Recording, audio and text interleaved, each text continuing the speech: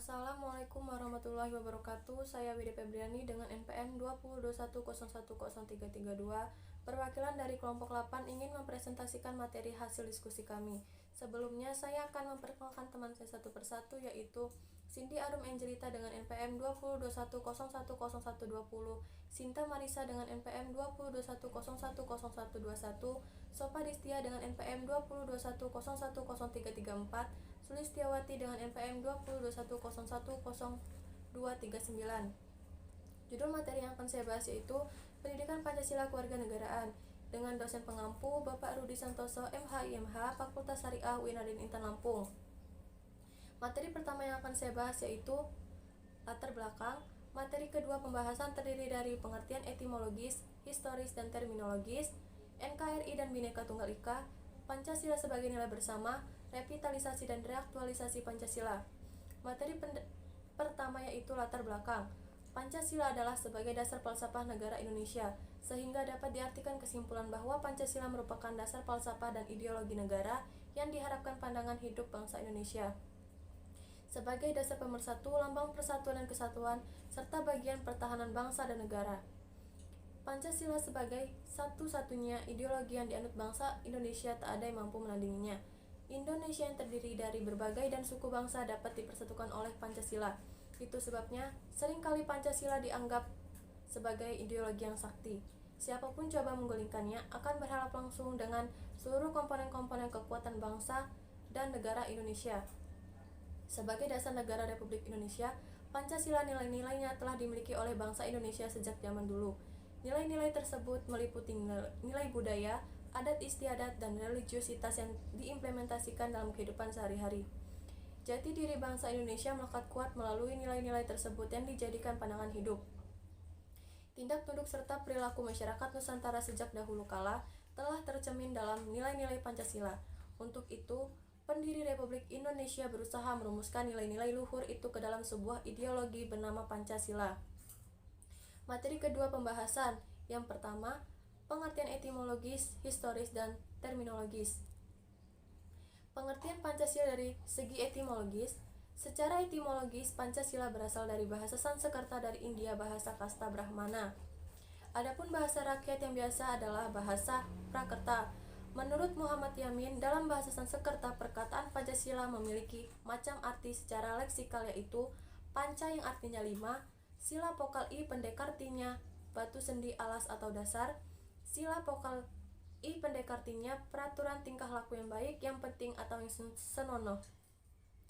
Kata-kata tersebut kemudian dalam bahasa Indonesia, terutama bahasa Jawa, diartikan susila yang memiliki hubungan dengan molaritas.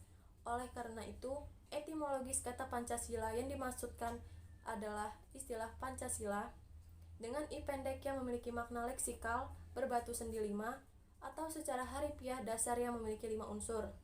Adapun istilah Pancasila dengan huruf Dewanaragi bermakna 5 aturan tingkah laku yang penting. Pengertian Pancasila secara historis. Proses perumusan Pancasila diawali ketika dalam sidang BPU PKI pertama Dr. Rajiman Widioningrat mengajukan suatu masalah khususnya yang akan dibahas pada sidang tersebut. Masalah tersebut adalah suatu rumusan dasar negara Indonesia yang dibentuk.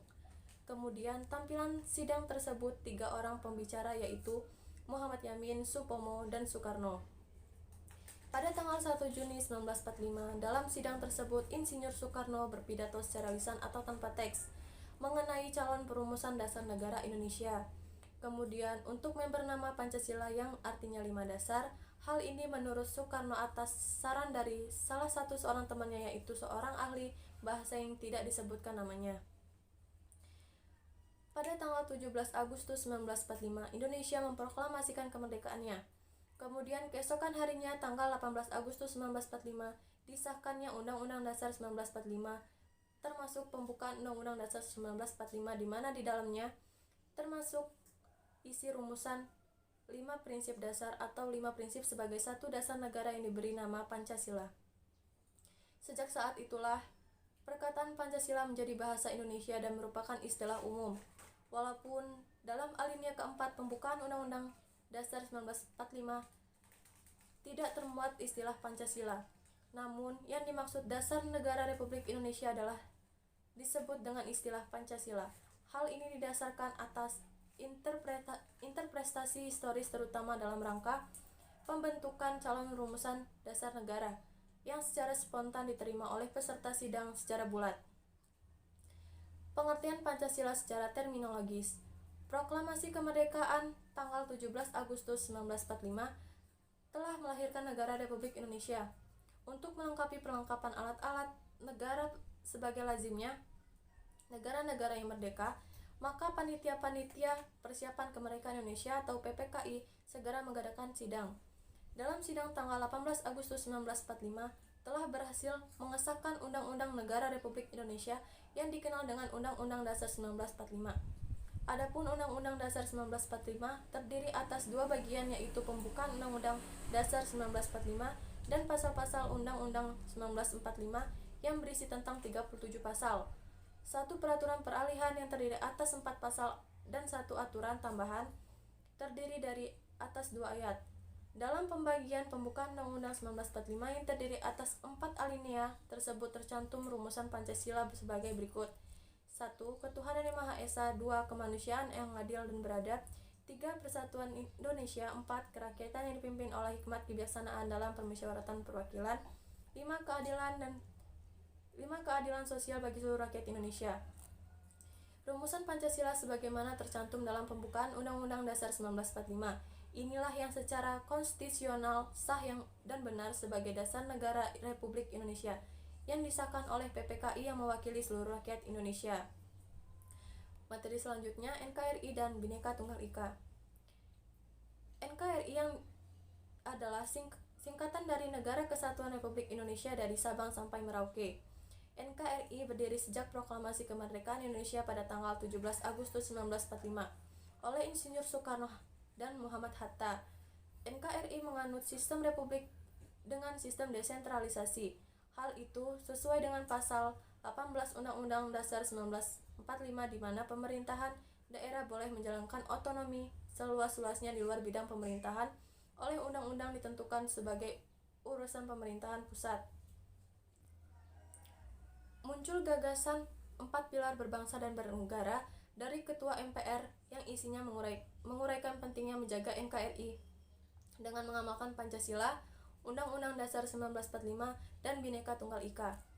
Bhinneka Tunggal Ika bukan slogan. Bhinneka Tunggal Ika merupakan gambaran dari bangsa Indonesia dengan bina artinya pecah, tunggal artinya satu, ika artinya itu. Sehingga Bhinneka Tunggal Ika berarti berbeda-beda tetapi tetap satu. Slogan Bhinneka Tunggal Ika tersebut memiliki gambaran yang sesuai dengan Indonesia yang terdiri dari berbagai pulau dari Sabang sampai Merauke. Walaupun terpecah, masyarakat merupakan satu kesatuan, yaitu warga negara Indonesia. Materi selanjutnya, Pancasila sebagai nilai bersama. Pancasila sebagai dasar negara dan ideologi bangsa Indonesia mempunyai nilai-nilai wajib diterapkan dalam kehidupan sehari-hari. Kandungan dari sila-sila Pancasila secara garis besar terdiri atas beberapa tingkatan. Yang pertama adalah nilai dasar, instrumental, dan praktis. Pancasila juga mengandung nilai moral dan norma yang harus diterima oleh seluruh warga negara karena hal tersebut menjadi landasan bagi kehidupan bersama di Indonesia. Meskipun Pancasila terdiri dari 5 sila berbeda, tetapi semua saling melengkapi dan menjadikan Pancasila sebagai satu kesatuan yang utuh untuk jadi pedoman kehidupan bersama di Indonesia. Karena itu, norma-norma yang terkandung dalam Pancasila dapat digunakan dalam dasar kehidupan bangsa agar tidak mudah timbul perpecahan. Di antara lain norma-norma yang terkandung di dalam Pancasila yakni 1. Norma agama.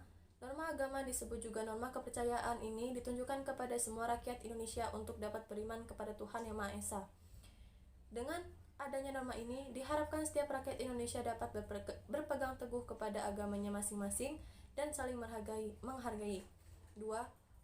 Norma moral atau norma kesusilaan. Norma moral adalah norma yang paling dasar dalam mengatur budi pekerti kita atau etika kita. Norma moral ini menentukan bagaimana cara kita dapat menilai lingkungan masyarakat maupun di dalam rumah. Norma ini berasal dari diri sendiri, bagaimana kita menyikapi lingkungan agar kita dapat diterima dan mudah untuk bersosialisasi. Ketiga, norma kesopanan. Norma ini juga disebut norma sopan santun, tata krama maupun kadang juga disebut norma adat. Norma ini didasarkan kebiasaan rakyat Indonesia dalam berlaku di masyarakat. Pada suatu daerah dengan daerah lain, berbeda dasar-dasar norma kesopanannya. Sanksi dari norma ini biasanya berasal dari masyarakat setempat. Yang keempat, norma hukum. Norma hukum berasal dari luar rakyat. Biasanya norma hukum dibuat oleh negara atau pihak setempat yang mendapatkan kekuasaan penuh dalam mengatur dan juga memaksa setiap rakyat. Contohnya adalah negara membuat sebuah peraturan perundang-undangan tentang lalu lintas untuk mengatur rakyatnya agar lalu lintas jadi lebih teratur. Sanksi yang didapat dari norma ini biasanya didapatkan persidangan resmi yang dipimpin hakim. Dengan adanya perkembangan zaman tersebut, penerapan Pancasila sebagai dasar kehidupan bersama di Indonesia wajib untuk diupload dan diupdate agar penyuluhan dan juga penerapan Pancasila di lingkungan masyarakat menjadi lebih fleksibel dan juga sesuai dengan adanya perkembangan zaman. Beberapa hal yang perlu diperhatikan dalam era modern yang tidak sesuai dengan kehidupan rakyat Indonesia sehari-harinya. 1. Budaya berpakaian orang luar. 2. Kebiasaan orang luar. 3. Cara bicara. Karena hal tersebut, kita sebagai warga negara Indonesia yang baik dan anak muda yang merupakan pilar dari bangsa ini harus tetap menerapkan Pancasila dalam kehidupan sehari-harinya di Indonesia. Materi selanjutnya yaitu revitalitas dan reaktualitas Pancasila.